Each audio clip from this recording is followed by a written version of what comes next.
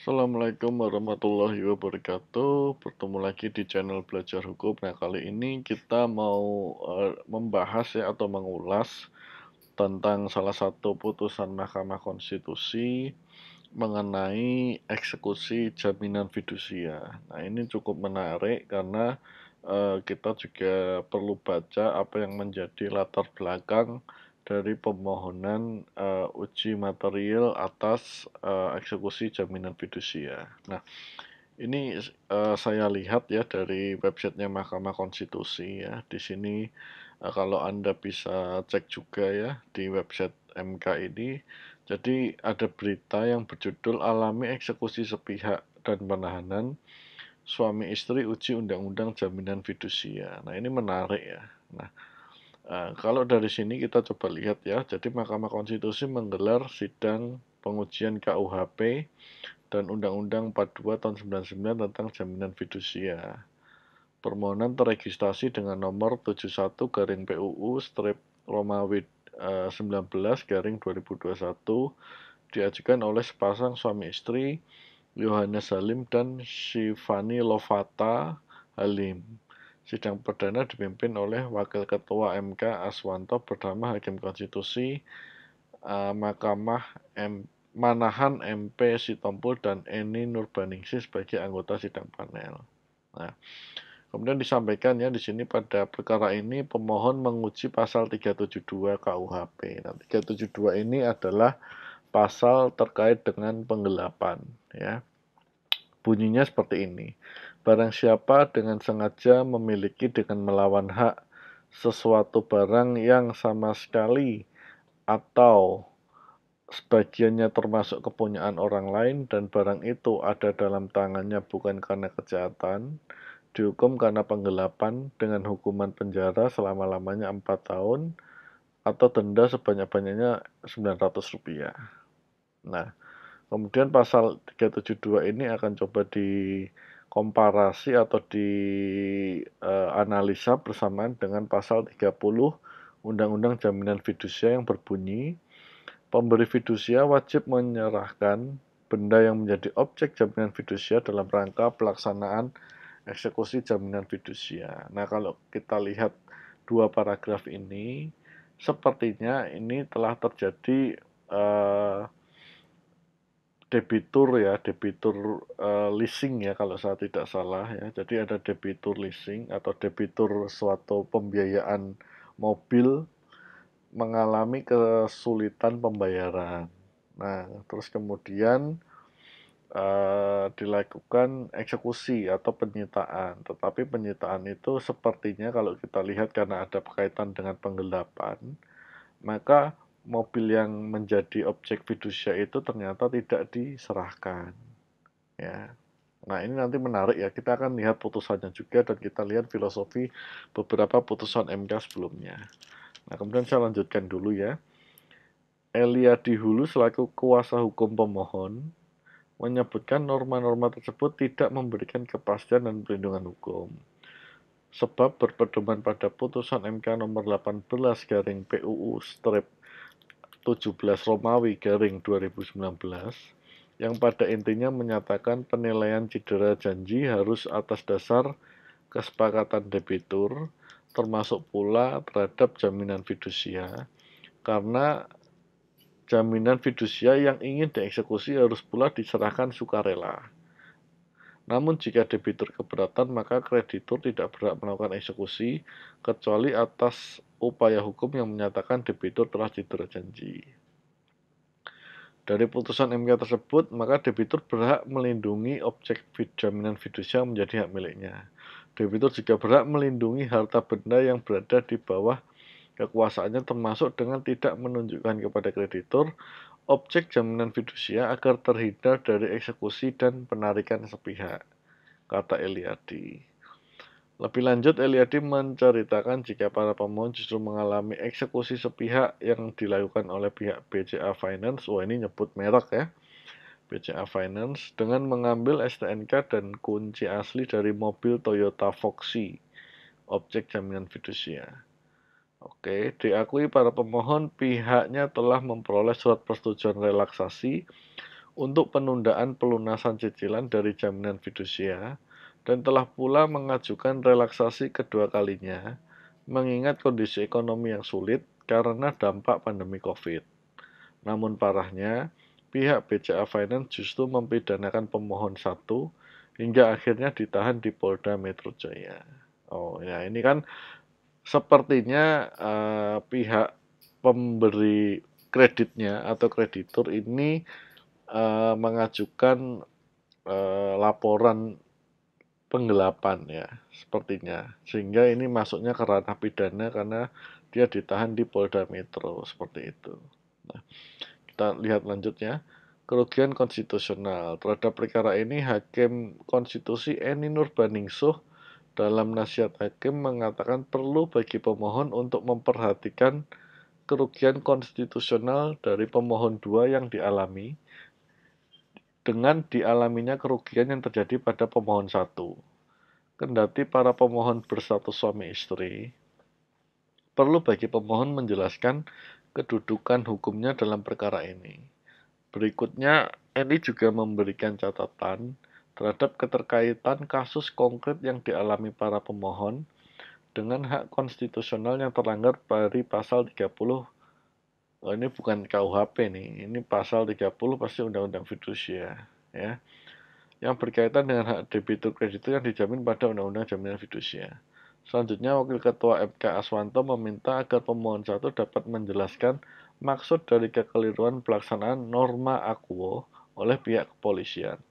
Sebab hal ini bukan persoalan konstitusional warga negara.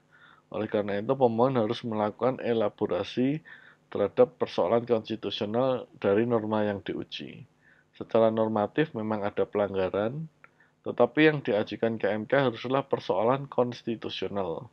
Maka pemohon harus meyakinkan adanya persoalan konstitusional dalam norma yang diujikan. Nah, ini memang kalau kita mengajukan gugatan ke MK memang harus cukup tajam dan detail ya. Karena ya ini tadi seperti ini, harus diujinya cukup karena cukup dalam karena mempengaruhi dengan hak-hak konstitusional warga negara. Nah, tapi kembali ke tadi ya, kami sudah download ya putusan Mahkamah Konstitusinya. Jadi putusan Mahkamah Konstitusi nomor 71 kalau nggak salah ya, garing PUU.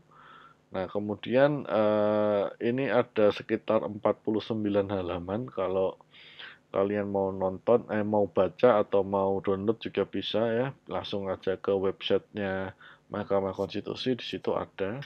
Nah, saya cuma mau menyampaikan informasi sekilas yang saya tangkap dari permohonan uji materi ini ya.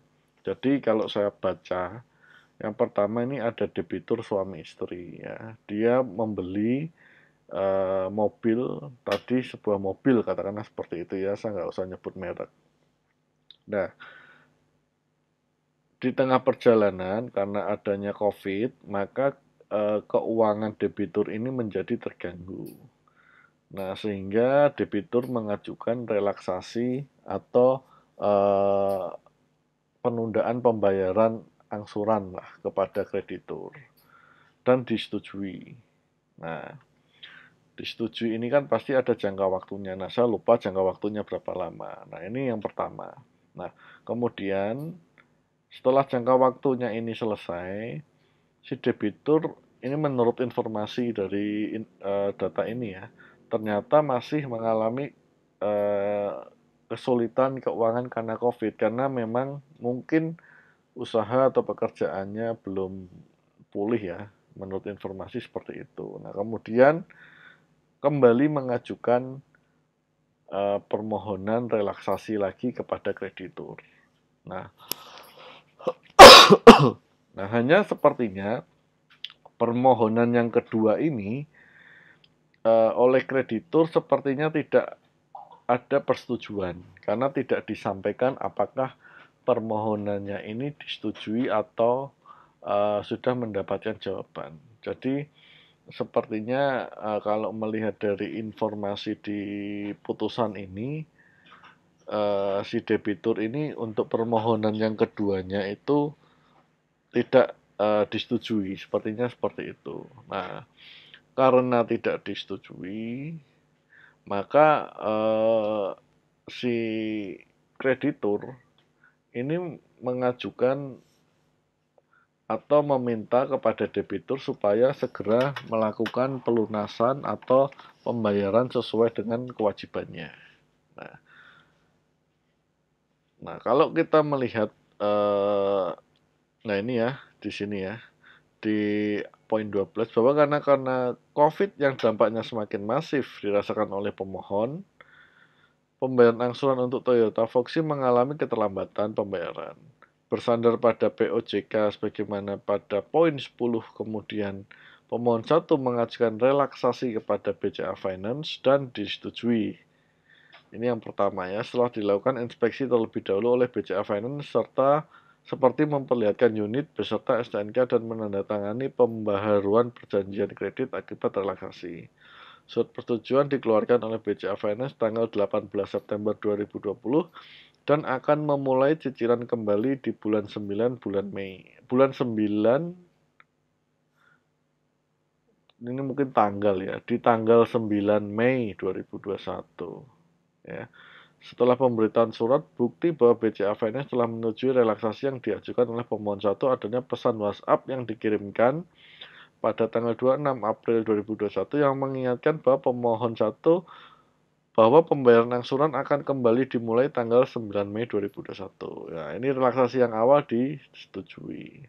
Nah, kemudian setelah selesai, kan tadi selesainya angsurnya lagi tanggal 9. Nah, kemudian tanggal 25, pemohon 1 menerima pesan dari WA resmi BCA Finance perihal pemberitahuan keterlambatan pembayaran angsuran. Nah, ini karena sudah mulai ngangsur lagi di 9 Mei 2021. Nah, kemudian ini ya, ini yang mengajukan permohonan relaksasi yang kedua di poin 14 ini ya, bahwa tanggal 29 Mei 2021 pemohon menerima sambungan telepon dari debt collector Bank BCA Finance dan saat itu telah mengetahui bahwa POJK khusus yang mengatur relaksasi restrukturisasi kredit diperpanjang hingga Maret 2023. Pemohon kembali menyampaikan permohonan perpanjangan relaksasi dikarenakan pandemi COVID yang belum kunjung usai dan pekerjaan terkena dampaknya ditambah dengan memburuknya kesehatan dari ibu pemohon, mengakibatkan pemohon mengalami kesulitan keuangan sehingga mengakibatkan keterlambatan pembayaran. Nah, ini dia ngajuin yang kedua. Nah, cuman dari 14 ke 15 ini tidak diinformasikan apakah permohonan yang kedua ini disetujui atau tidak ya. Tapi sepertinya kalau melihat uraian dari poin 15 ini sepertinya BCA Finance-nya atau krediturnya tidak menyetujui. Nah, BCA Finance berusaha melakukan eksekusi atau penarikan sepihak. Ya, dilaksanakan oleh BCA Finance didasarkan pasal 30 dan penjelasan 30 Undang-Undang Fidusia. Ya. Nah, namun ini kemudian dibantah ya, karena apa? Di putusan MK nomor 18 PUU Romawi 17 2019 untuk dapat menarik kendaraan maka harus terdapat kesepakatan yang namanya one prestasi. One prestasi itu tidak boleh ditentukan secara sepihak ya, baik oleh kreditur maupun pihak lain. Nah, one prestasi ini harus disepakati oleh debitur dan kreditur bahwa memang telah terjadi one prestasi sehingga objek jaminan fidusia bisa ditarik seperti itu. Nah, lalu kalau tidak ada kesepakatan, maka untuk menentukan one prestasinya harus dilakukan upaya hukum, yaitu melakukan gugatan one prestasi kepada pengadilan. Seperti itu ya. Nah, ini di sini dituliskan ya. Cuman di sini ya ini kan menyatakan tidak ada kesepakatan one prestasi, maka debitur tidak sukarela menyerahkan objek jaminan, maka kreditur tidak perlu melakukan eksekusi atau penarikan sepihak kecuali atas hukum yang menentukan terjadinya cedera janji. Seperti itu ya.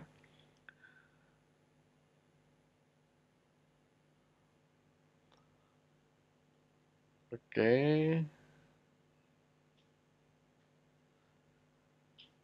Nah, kemudian ini lanjut. Nah, tanggal 15 Juni 2021, pemohon 1 dilaporkan oleh Saudara Aditya Chandra Puspito dari BCA Finance ke Kepolisian Metro Jaya, Polda Metro, dengan tuduhan 372 penggelapan dan 36 Undang-Undang Fidusia, ya. Kemudian ditetapkan sebagai tersangka. Nah, ini yang menjadi sebenarnya keberatan atau latar belakang kenapa ketika si debitur merasa belum terjadi one prestasi atau tidak terjadi kesepakatan one prestasi, ini malah diajukan laporan pidana, dugaan tindak pidana, dan akhirnya menjadi tersangka berdasarkan penjelasan di angka 17 ini. Nah, ini yang menjadi keberatan dari atau latar belakang dari adanya uji material ini, ya. Nah, kemudian ditangkap di Kalimantan dan seterusnya. Oke, ini kita nggak akan bahas. Nah, kerugian konstitusional kita skip aja. Nah, kemudian kita mau melihat apa namanya, bahasa atau penjelasan dari majelis hakim, ya. Nah, karena pertimbangan majelis hakim konstitusi ini akan menambah pengetahuan kita atau pemahaman kita bagaimana hakim itu memutus suatu permasalahan seperti ini, ya. Nah, ini petitumnya, ya. Ini yang diminta, menyatakan pasal 372 bertentangan dengan UUD 45, tidak memiliki kekuatan hukum mengikat. Nah, ini ada tambahan frasenya, yaitu ini. Kecuali terhadap objek jaminan fidusia yang tidak ditunjukkan oleh debitur karena tidak ada kesepakatan tentang cedera janji dan debitur tidak secara sukarela menyerahkan objek jaminan fidusia, seperti itu. Nah, ini mungkin harus digali dulu, ya. Saya pikir juga nanti kita lihat pendapat majelis hakim seperti apa, ya. Nah, ini ada beberapa alternatif petitum karena dia memakai bahasa atau, ya, atau setidak-tidaknya, kemudian seterusnya, kemudian atau lagi ini, kan. Nah, ini pertimbangan hukum, ini kewenangan mahkamah, saya skip.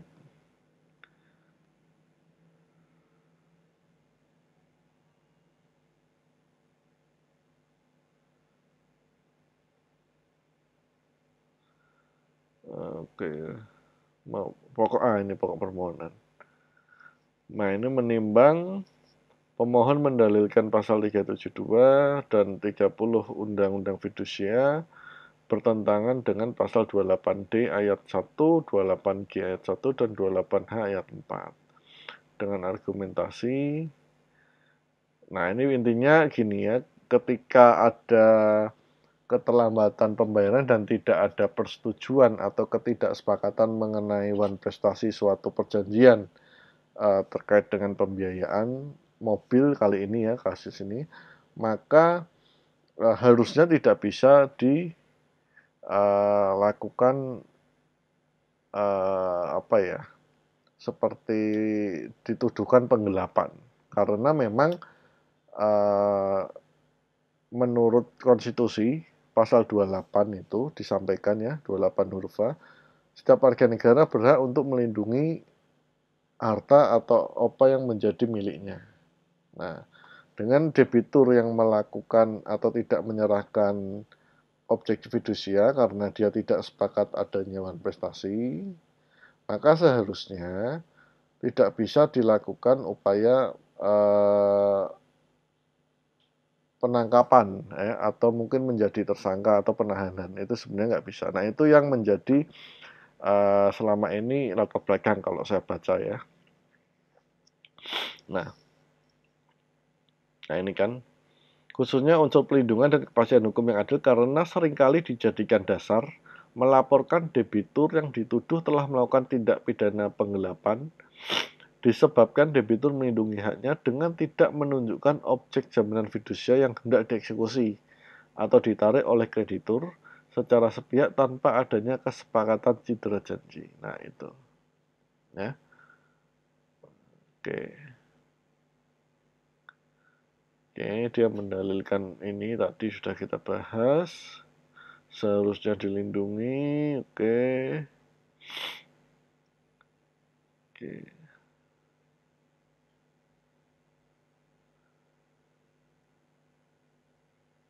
Oke, ini kita skip karena sama. Nah, ini bukti-bukti. Oke.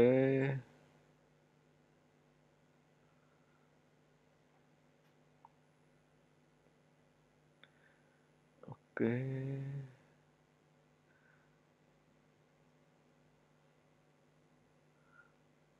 Nah, ini. Terhadap persoalan tersebut, Mahkamah mempertimbangkan ketentuan pasal 30 Undang-Undang Fidusia beserta penjelasannya pernah diajukan pengujian ke MK dan telah diputus dalam putusan MK nomor 19/PUU strip Romawi 18 tahun 2020 dengan amar menyatakan permohonan para pemohon tidak dapat diterima. Dalam perkara PUU tersebut, yang dimohonkan adalah pengujian pasal 30 Undang-Undang Fidusia terhadap pasal 28D ayat 1. Sedangkan untuk permohonan para pemohon diujikan pengesahan adalah pasal 372 KUH pidana. Ya, oke.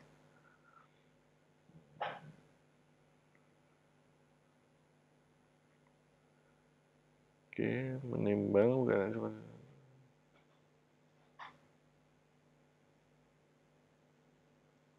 Nah, ini.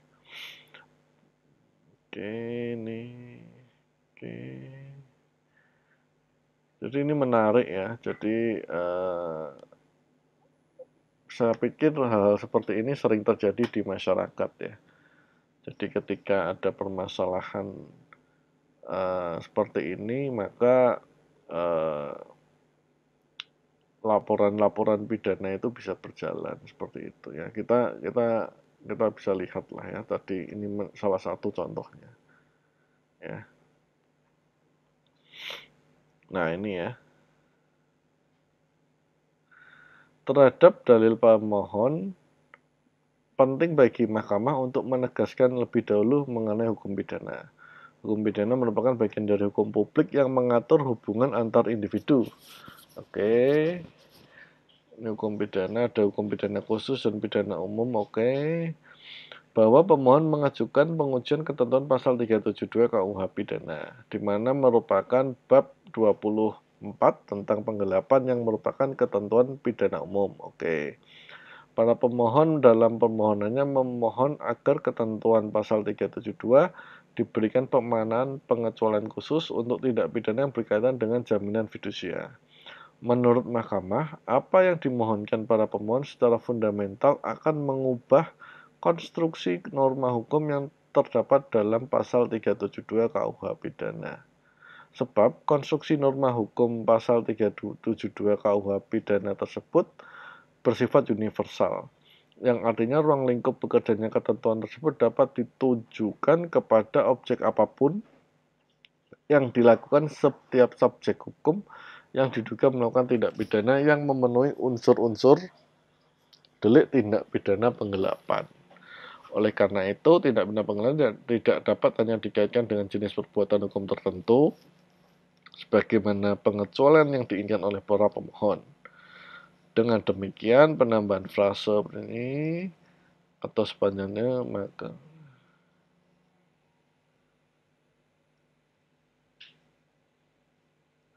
maka hal tersebut justru mempersempit ruang lingkup dari sifat ketentuan norma pasal 372 KUHP yang mengakibatkan timbulnya ketidakpastian hukum. Wah, ini ya. Jadi pemikirannya, karena 372 itu mungkin hukum pidana umum, normanya universal, kalau ditambahin perbuatan hukum tertentu akan menjadi tereduksi cakupannya. Seperti itu ya. Sementara Undang-Undang Fidusia telah diatur ketentuan pidana berkaitan dengan penegakan norma primer sebagaimana termaksud. Oke.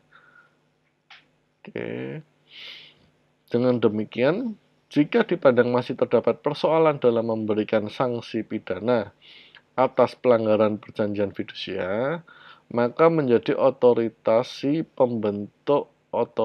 pembentuk undang-undang yang untuk mengaturnya.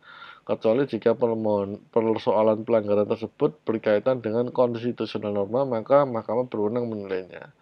Berdasarkan uraian pertimbangan hukum di atas, maka dalil pemohon berkenaan dengan inkonstitusional norma pasal 372 KUH pidana tidak beralasan hukum. Nah, jadi ini bukan masalah bertentangan dengan konstitusionalnya, tapi masalah otoritas dari pembentuk undang-undangnya, ya. Nah, jadi ditolak untuk yang 372. Nah, tetapi untuk yang diterima itu adalah terkait dengan aparat penegak hukum yang terkait dengan eksekusi, ya.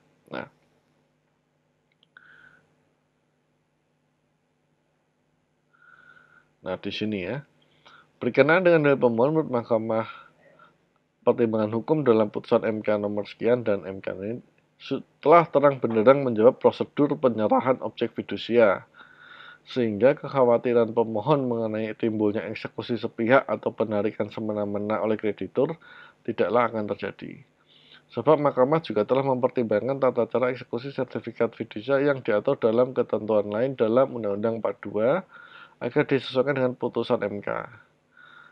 Artinya putusan aku berkenaan dengan pasal 15 ayat 2 tidak berdiri sendiri karena ketentuan pasal-pasal lain dalam Undang-Undang 42 yang berkaitan dengan tata cara eksekusi harus pula mengikuti dan menyesuaikan putusan aku, termasuk ketentuan pasal 30 Undang-Undang 42 beserta penjelasannya. Dengan demikian, kreditur tidak dapat melakukan eksekusi sendiri secara paksa, misalnya dengan meminta bantuan aparat kepolisian apabila mengenai cedera janji oleh pemberi hak fidusia atau debitur terhadap kreditur yang masih belum diakui oleh debitur dan debitur keberatan menyerahkan secara sukarela benda yang menjadi objek perjanjian fidusia.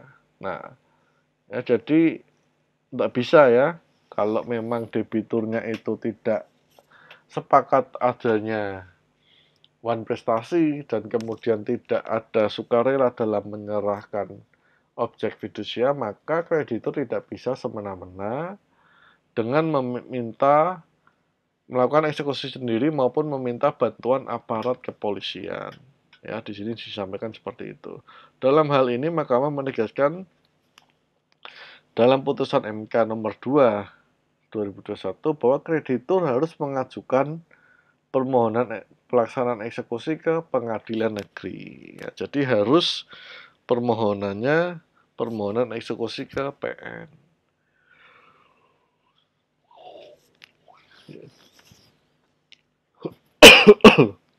Oke, kita lanjutkan ya. Bahwa berkaitan dengan eksekusi jaminan objek fidusia, nah ini penegasan ya dari mahkamah, perjanjian fidusia itu adalah sifatnya keperdataan. Oleh karena itu, kewenangan aparat kepolisian hanya terbatas pada mengamankan jalannya eksekusi bila diperlukan, ya, bukan sebagai bagian dari pihak eksekutor, kecuali ada yang mengandung unsur-unsur pidana, maka kepolisian baru dapat memiliki kewenangan untuk penegakan hukum pidananya, ya, bukan eksekusinya, seperti itu, ya. Nah,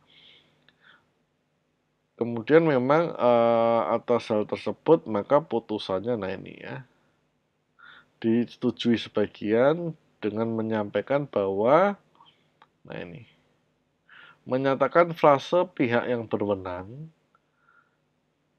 itu harus melalui pengadilan negeri. Jadi nggak bisa pihak yang berwenang itu adalah kepolisian, bukan. Pihak yang berwenang itu adalah pengadilan negeri. Artinya tadi ya, kalau ada permasalahan, debiturnya nggak mau serahkan, eksekusinya nggak boleh eksekusi sendiri, harus diajukan ke PN. Seperti itu. Nah, itu ya mengenai aturan atau rules baru dari jaminan fidusia. Jadi mudah-mudahan apa yang menjadi isi dari putusan Mahkamah Konstitusi ini bisa kita ambil insight-insightnya atau cara berpikirnya, kemudian kita tahu ceritanya sehingga bisa menambah wawasan atau pemahaman kita. Ya, itu saja yang mau saya sharing. Kalau ada hal yang keliru atau kurang tepat, saya mohon maaf, mohon dikoreksi. Kemudian kalau mau untuk diskusi lebih lanjut, silahkan komentar pada kolom komentar. Terima kasih sudah menonton. Assalamualaikum warahmatullahi wabarakatuh.